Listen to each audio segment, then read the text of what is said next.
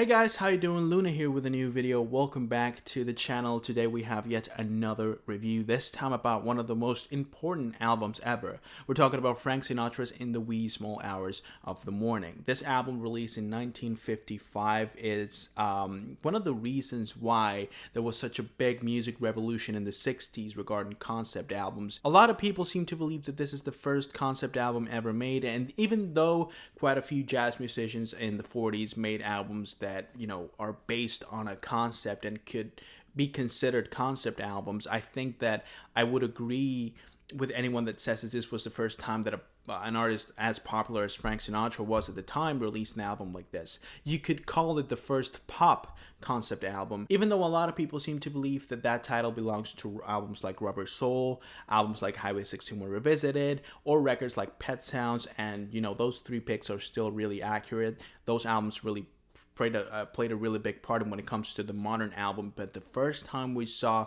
an artist grab a concept and stretch it along such a big runtime was Frank Sinatra with this record. Once you read the whole story of what was going on behind the scenes with this album, it feels even more real. The whole story that Frank Sinatra tells in this record feels even more genuine, because it was a really hard moment in Frank Sinatra's life, not only personal life but also professional life, because he was dropped out of Columbia after his popularity flopped in the 40s, because he wasn't the youngling with so much energy anymore. He was way past his 30s, and a lot of his fans were not into him anymore. Actually, the second season of the Frank Sinatra show was a total failure, which led to Columbia, dropping him in the early 50s, I believe. He signed a 7-year deal with Capitol, which gave birth to two albums, Swing Easy and Songs for Young Lovers, which were really popular and really well received by the fans and spiked his popularity once more. But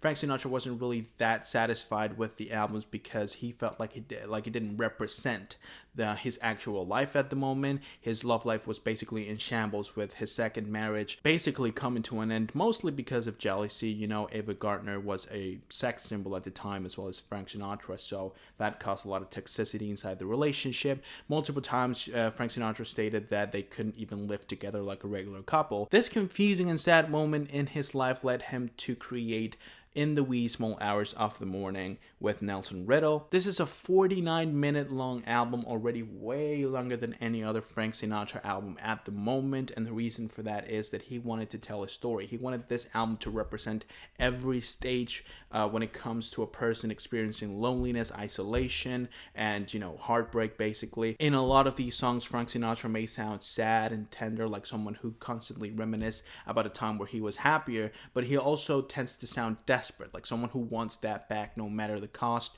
no matter if it's not good for you. He wants that feeling of love and being in love. But you also have a lot of songs where he seems to accept the fact that this love is over, and that life goes on, as in songs like Dancing in the Ceiling and I'll Be There. The beauty of Frank Sinatra's performance and the passion you can feel in tracks like Glad to Be Unhappy, which is actually my favorite song from the album, songs like Deep in a Dream, songs like It Never Entered My Mind or This Love of Mine, show how much he felt every single one of these songs, how much he was involved with this album. And actually, I would argue that this is my favorite set of performances by Frank Sinatra. Nelson Riddle did an amazing job at connecting these tracks together, because it flows beautifully. I think the album, even though it's a bit repetitive, you can understand why it's repetitive, because the feeling itself is repetitive. When you feel sad, you constantly dream about the same things and you constantly feel the same way, and there's no escape from it. The fact that this album is so long, a lot of people may believe it's unnecessary, but you can't really paint a picture of sadness and heartbreak and lost love in such a short amount of time, which is the reason why I think that 49 minutes is just perfect for this record. The decision making overall in this whole album was really good, and that is the reason why I would definitely agree with anyone saying that this is the first concept album, or at least the first popular one, because the whole mood and atmosphere of the record, it's so clear, it's so obvious what it tries to tell you. This album creates a mood that you don't really want to be in, but you can't help it. No one wants to be heartbroken heartbroken, no one wants to be sad, but still it feels like you need these sort of albums to drain yourself off of those feelings. And I feel like that was reason, I think that's one of the main reasons why so many people think this album is so important, because after this record, a lot of people were inspired to create this sort of atmospheres in their albums. And that didn't exist prior to this record, by the way. A lot of jazz albums, of course, like, again, Kind of Blue, other records by Miles Davis, people like Charles Mingus in jazz music, Billie Holiday has quite a few albums that are kind of moody, Hank Williams as well, but none of them were as clear as this record, and it's the reason why I love it so much. Do I think the album is perfect? No. Again, I think the album is quite repetitive. I think that a few of the songs here are a little bit too long for their own good. I feel like the album isn't really that interesting to keep you entertained for 49 minutes. There's a lot of contradictions in the album when it comes to the lyrical themes of the record, and even though a lot of people say that's the point, love makes you contradict yourself, yes, but from a narrative point of view, the album isn't really as prolific as it could be. I also think the instrumentation in this album is a little bit too thin. I would definitely like a few more layers, but these are all just small details. I've listened to this album so many times that it's obvious that I'm going to find a few things I don't like, but overall this album is amazing. It definitely deserves a spot as one of the greatest albums of all time. I think this is, this album made me have so much more respect for Frank Sinatra as a singer. I believe that a lot of people see Frank Sinatra as just a singles guy, and you couldn't be more wrong. He has so many great albums, and this being one of the best, if not the best actually, along with Songs for the Swing Lovers, which is another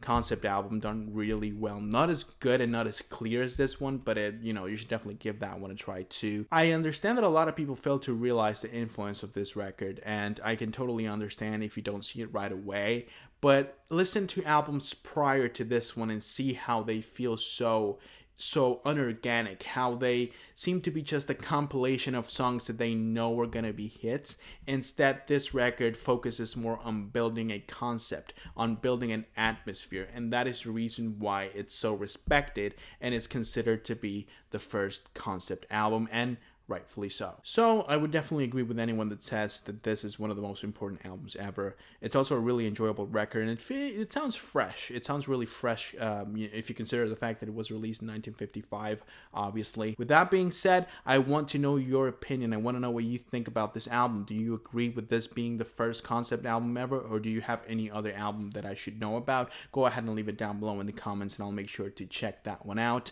I know this may have been a shorter video than usual, but I just really wanted to talk about this album. I feel like a lot of people don't really respect the memory of this record as they should. I know I said it multiple times in this video, but I can't say it enough.